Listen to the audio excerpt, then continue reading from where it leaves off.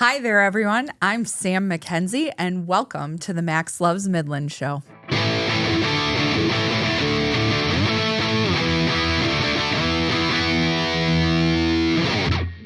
Hey everybody, welcome back to the Max Loves Midland Show. I'm your tour guide, Kevin LeDuc, and Max Loves Midland exists to align people, information, and momentum around a shared community vision and priorities so that Midland County becomes a place people choose, stay, and thrive.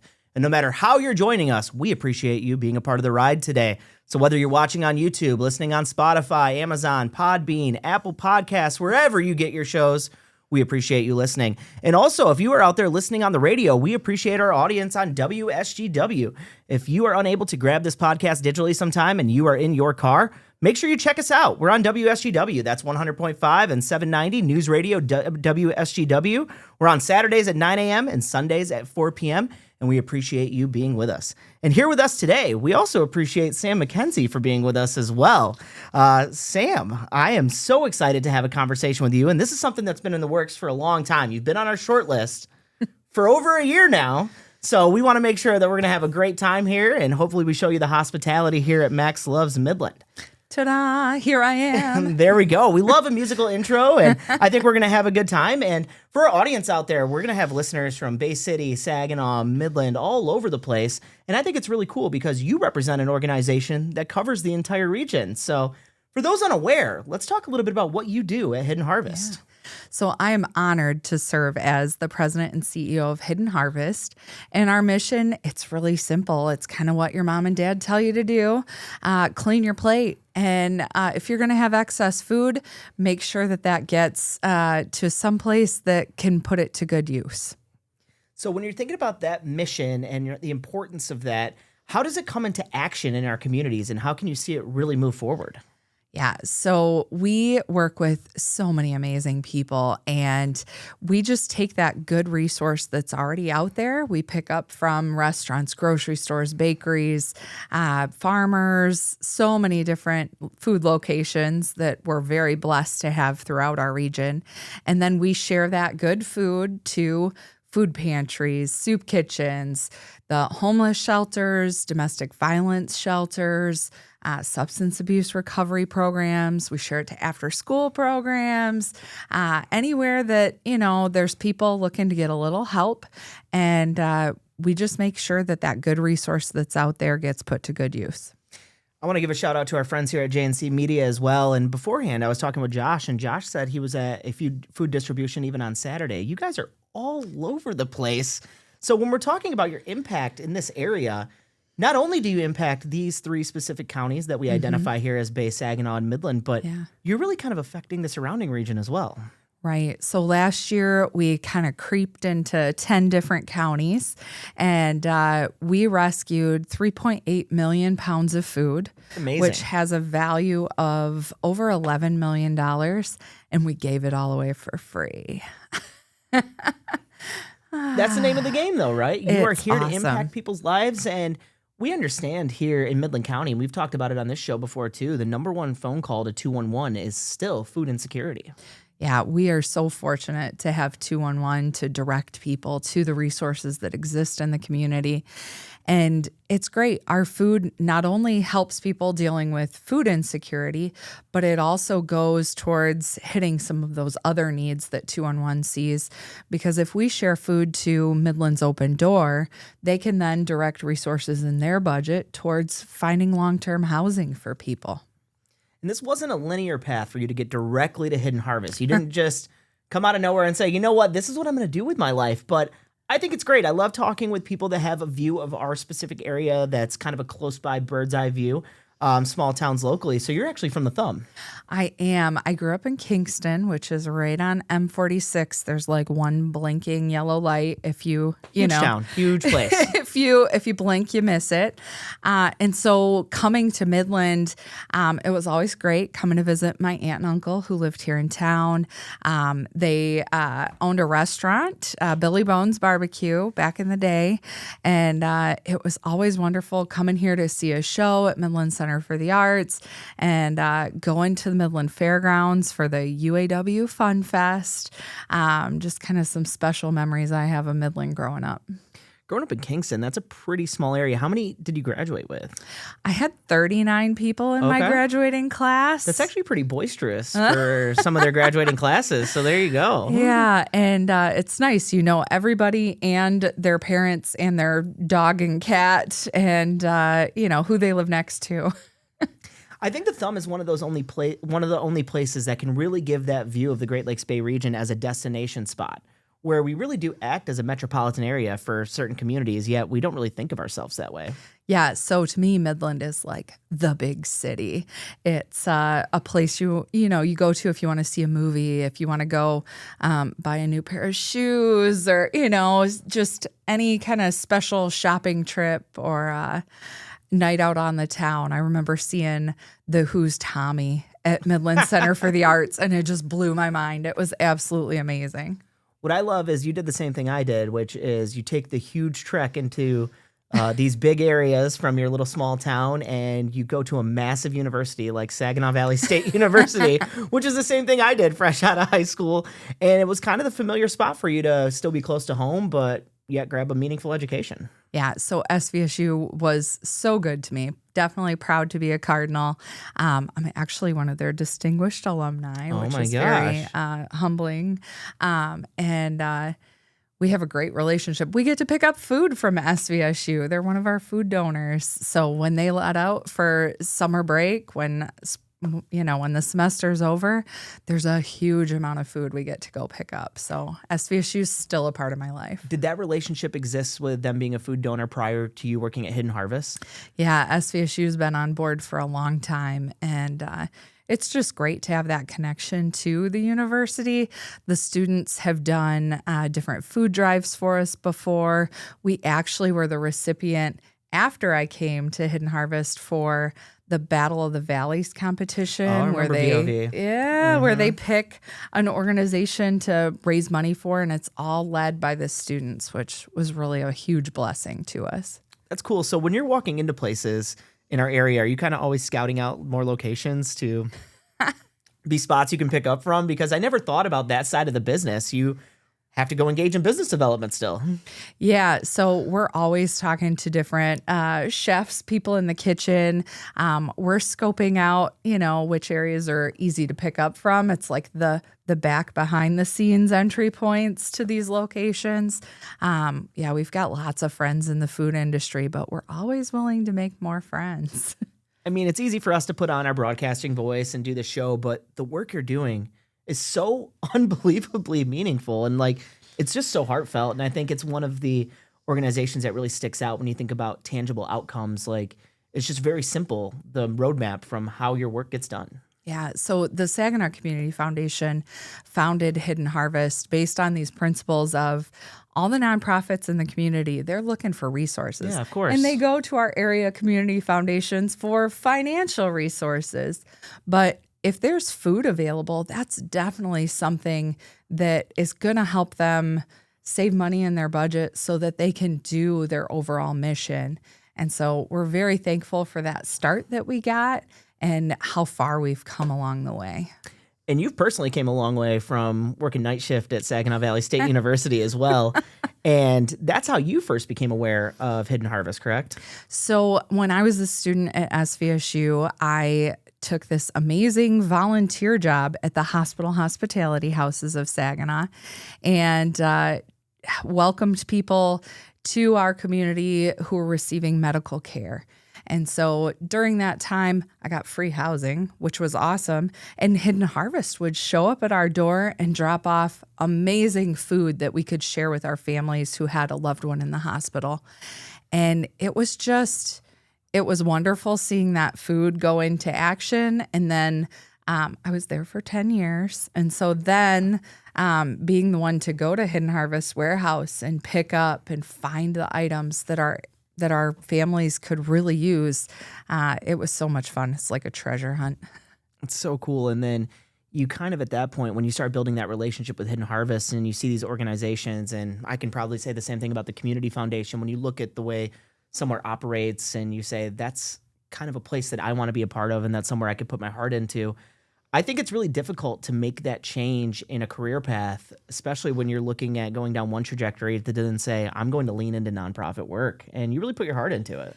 Yeah, a long time ago, I thought I might be like an occupational therapist, but then SVSU was like, hey, you should volunteer at these awesome places in the community. So I volunteered at Can Council. I volunteered at Community Village, which was run by the Rescue Ministries in Mid-Michigan at the time.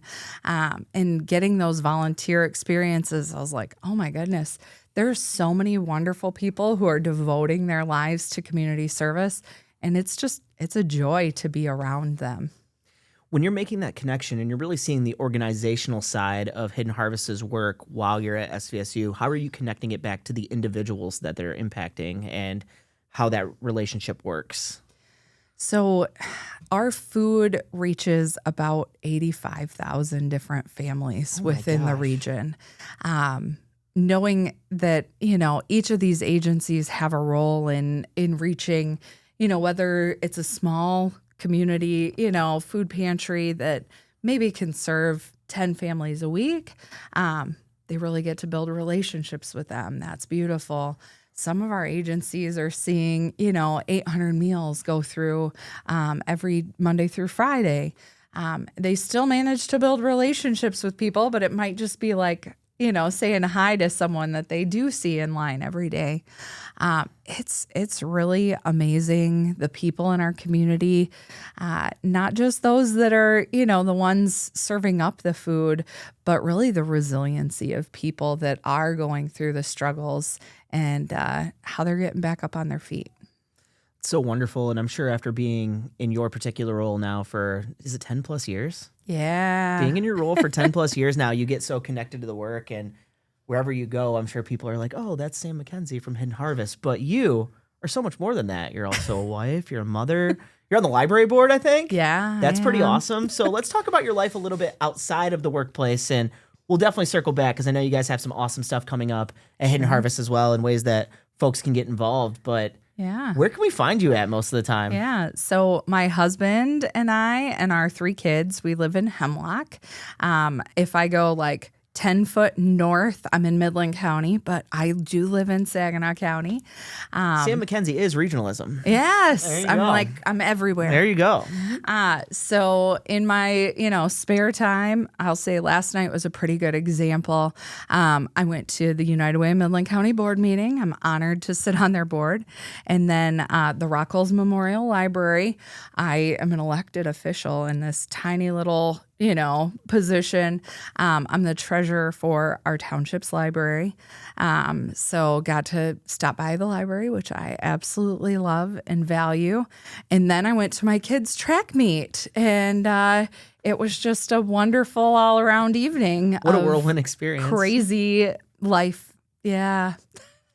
Now, something we haven't talked about is your clothing and your drip all the time is so cool. Nice. And I know it's Thank always a point of conversation. And even right now, you got the strawberries on the shirt and the cool cardigan. So has this always been a passion of yours, or did it really pop up recently? Branding. I know you're always on brand. Yeah. My one of my minors at SVSU was marketing, and I just am a walking billboard for Hidden Harvest. So my closet is full of strawberries, pineapples, lemons. I do have an egg dress, which is really cool. Probably a hit.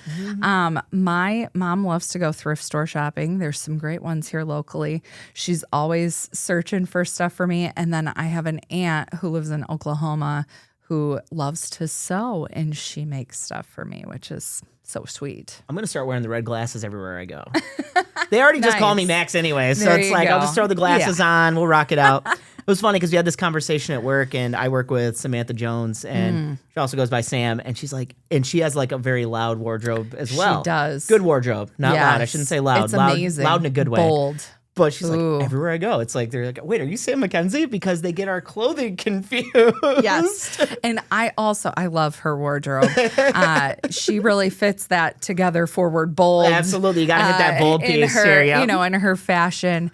I always worry that if I find a dress I really love and it has like a cat on it, I'll just have to buy it and give it to Jessica over at Humane Society because I can't wear anything like that. People will start to question what's going on. Oh my gosh. It's so wonderful. And we love the work that you do here in the region, but obviously we're a little bit more focused on Midland County here on this particular show. So I do want to talk a little bit about the work you're specifically doing here in Midland County. So what does your work look like in this area? Yeah. So we pick up from a bunch of area businesses and then we share that food out to a lot of our community programs right here in Midland. I know you were going to ask me like a tour of Midland question at some point. Absolutely. And She watches the show. I have a really good answer for that based on the work that we do. Awesome. All right. I got to look at my cheat sheet. So let's get it out. We'll get this one early then. Okay. So, taking someone along on a tour of Midland, that's pretty easy for us. They can hop in our refrigerated truck and kind of see the work that we do while getting a really cool view of Midland from Hidden Harvest perspective. So, of course, we're picking up from places like Tim Hortons. So if you need your morning coffee, you can go in there, but we're going to pick up all the leftover donuts from them during the day. We go over to Jimmy John's. They bake that bread fresh every day. And our food pantry or our soup kitchens, they're really good at turning that into garlic bread. That could be a great sub sandwich. So we get that Jimmy bread. We go to Kentucky Fried Chicken, Olive Garden. We're picking up from Starbucks. And then we have a really big pickup from Gordon Food Service. Oh my gosh. That's just, a little snippet. Some of our favorites, new favorite, crumble cookie. Man, that's good. Grand Traverse pie is definitely a favorite. They sell you one slice of pie. Yeah. They might have the whole rest of that Pac-Man shaped pie to donate to us. Oh, they're okay. so wonderful. And that's something that's very well received with our programs that we drop off to. We pick up from the hospital's kitchen. That's a great place to, they have really good food in there. Lalonde's, wow. There's times of the year where Lalonde's will have like holiday turkeys for a corporate, holiday gift. Yeah. And when not everybody picks those up, we'll get, a lot of extra turkeys after that. So Lalonde's is really good to us. So a great place to shop if you're, new in town, haven't been there before. And then we go to Dow Diamond. Everybody loves going to see the Loons play. Absolutely. We also love going to see what's in their kitchen. We get the catered food from up in the suites, and we also get foil wrapped hot dogs. Chef Carlos over there is so fun, and we're very thankful for that partnership. So getting a chance to stop off at the Ball Diamond, that might be on someone else's list, Of but course. we kind of go in through like the freight elevator. Most of these places are on my list, so just keep going. So then we'll go visit Sergey. Oh man, what an awesome, gem in our community. Beautiful. He gave to us, he donated food to us when he was over at the Great Hall, and now Sergey's Bakery is just great. We pick up from Big Apple Bagel. We go to the Dow plant and pick up from their food service company, and our partnership with them is great. We also pick up from Hemlock Semiconductor. And then we'll go to someplace like Phoenix Community Farms. So we pick up from them their excess, but we also drop off stuff to their Pay What You Can farm stand. And because they're on the campus of Windover High School, we also share food to Windover High School's food pantry. And we take food there for the Regrow Together program. It's very cyclical. The work they're doing over there is just incredible. And it's so good for our students and so good for our community. Yeah. So that's just kind of a view of, some of the great places in our community that you can visit. You should frequently eat at these places. We want to help them reduce their food waste. We give them reports on how much we're picking up so maybe they can trim some because we want them to be successful in their business. We're just there to pick up the excess. And then we get to go to all these amazing places where people could volunteer, get services, and just meet some really awesome people. So our Max Loves Midland tour can continue, and we'll stop at the Bridge Food Center, which is we share food to their kind of extra bonus section. So you go shop for your groceries. Everything is like at cost or just a few cents above. And then you get bonuses, which is the stuff that we share to them. We'll go to the Sam's food pantry. I'll get to hang out with Pessy for a little bit. That'll be wonderful. We'll go over to Memorial Press. Maybe we'll see Pastor Matt or Pastor Wally, and the wonderful people who work in their food pantry. We get to go to Caregiving Network, the amount of people that they serve, some of their other programs, not even food. Maybe we'll get a weird donation that's not food. We can share it to their apartment in a box program. It's cool just to learn about all the different resources available. Really appreciate what The Rock does. I have 3 kids myself.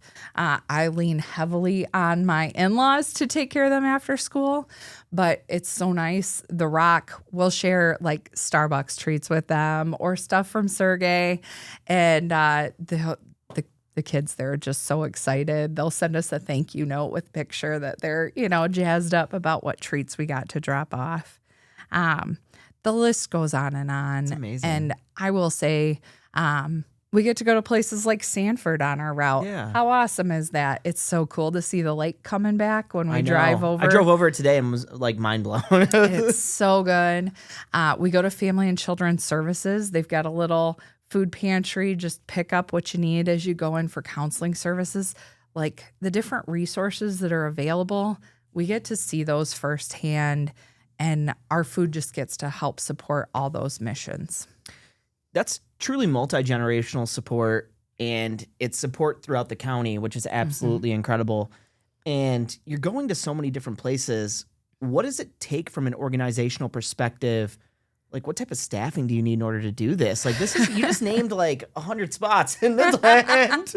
So what's that look like in terms of these routes, and how do they start? When do they end? And what does that look like? So we have a team of 7, which 7. Wait, 7 people do this. 7 people do this. 7 people distribute $11 million worth of food in a year. Amazing. We have really good equipment. That's part of it. So our refrigerated trucks, our big truck has a lift gate on it, an electric pallet jack, all these cool tools and toys that we get to use.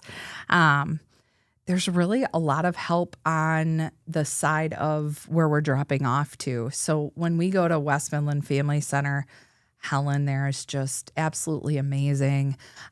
When we go up to Greater Midland North and Coleman, Andrea, man, she's so great. We get to drop off, a huge amount of stuff to those partners, and they just make it so easy on us. Like we want to do the work that we do because there's a lot of really great people all around. We make it happen. We don't have a huge volunteer force on our end. We will take some volunteer groups if maybe a business wants to have like a little retreat or something. We can use their help, but in general, we're out on the road just making sure that food gets put to good use. Wow, and we already touched on it, but food insecurity. I think there's a lot of misconceptions out there about what food insecurity is and exactly why work like this is so crucial. So, what do you wish people better understood about food insecurity? So I think in our community, obviously, it's a reason people are reaching out for help. So there is a need for those basic calories to get out there. But even more than that, it's a nutrition insecurity problem. If you're shopping on a fixed income, you're trying to stretch those dollars as far as you can. And that might mean, really heavy on the grain group, trying to get the most for your dollar. And really, you're missing out on some great fruits and vegetables, which I would say that's the number one thing that we rescue and distribute. We are going to Detroit today. We'll pick up 10,000 pounds of bell peppers. We're getting tomatoes. We're getting some cucumbers, and there's usually some kind of surprise in there, which it's exciting when it's pineapples or strawberries. So we're picking that up today, and we get to share this really good, nutritious food out to our partners who are serving people that they would be skipping those items because, well, it goes bad too fast. So if I don't get to eating that, I've wasted that money in my budget. Or I'm not going to buy strawberries because sometimes they taste amazing and other times they're just kind of bland. And I don't want to run the risk that I'm spending my dollars on something that we're not really going to eat and enjoy as a family when I know what ramen tastes like every single time I buy it. Absolutely. So we're really blessed to be able to take this nutritious food that's out there in excess in the food system and share it to people that are skipping out on those nutritional pieces for the sake of just feeding their family. And food insecurity, it's an interesting situation too, because everyone always thinks like, they typecast or they have these specific ideas, but a lot of folks are just one medical bill, one vehicular breakdown, one, overdue bill or unexpected thing coming up away from food insecurity. It's true. I mean, you can have, a whole bunch of money saved up and ready to, maybe put in a new furnace and then your septic field fails. I mean, there's all kinds of different situations.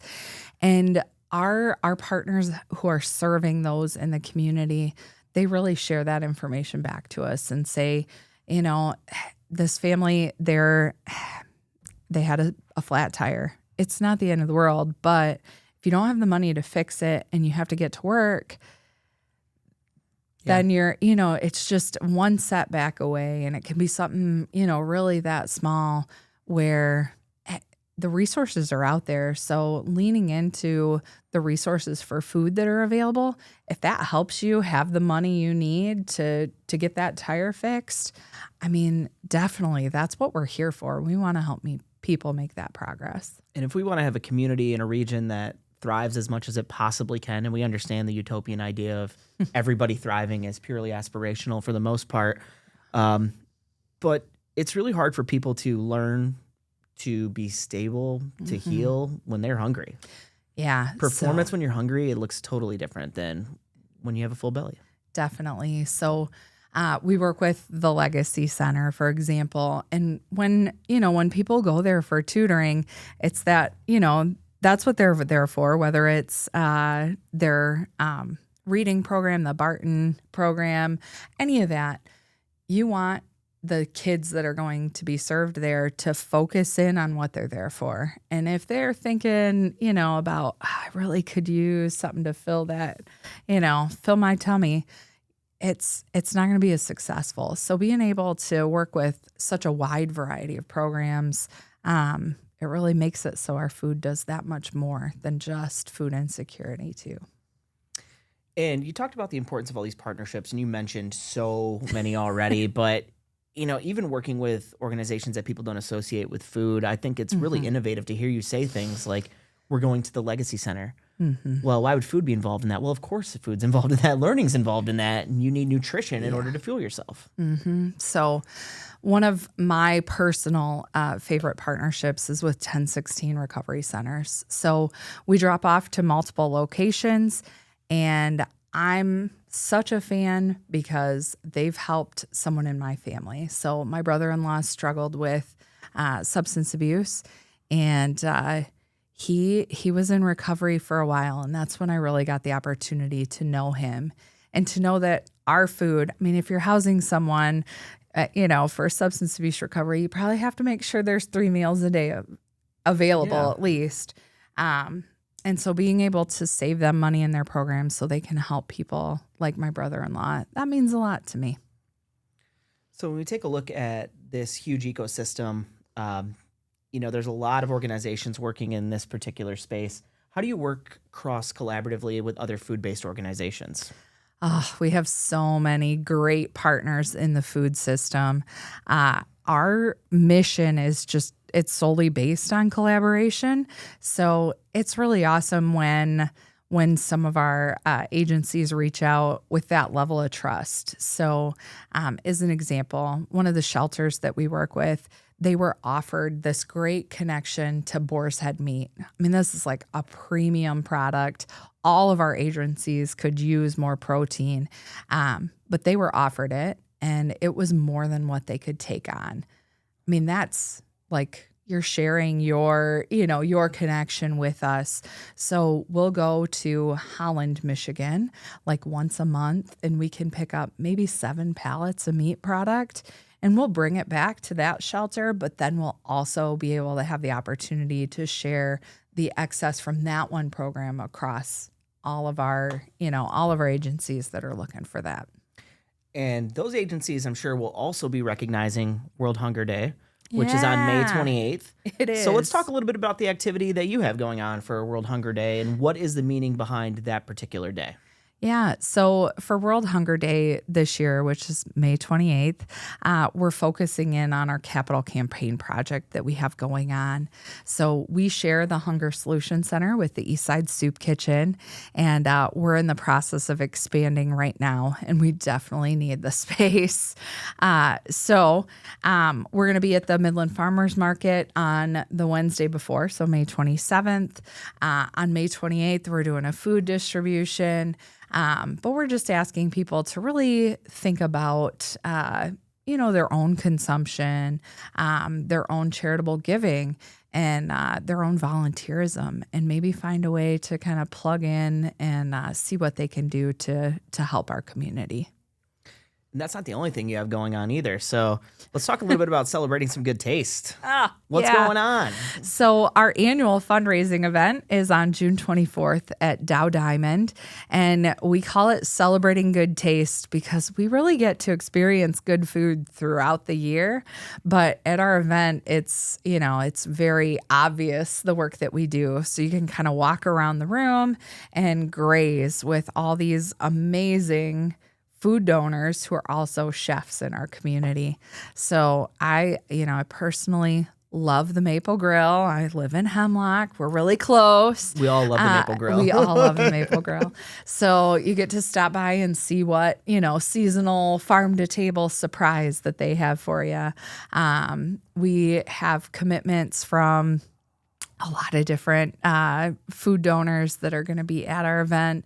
Some that are kind of a surprise. So Chef Daniel Nahara, he is the chef inside Covenant.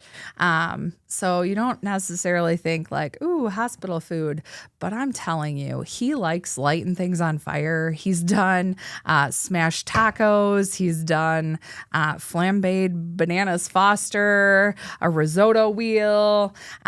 They get really creative during our event. And I mentioned Chef Carlos from Dow Diamond already. He puts on a pretty good show too. And we just have a great time celebrating the work that we do and how many amazing partners we have out in the community.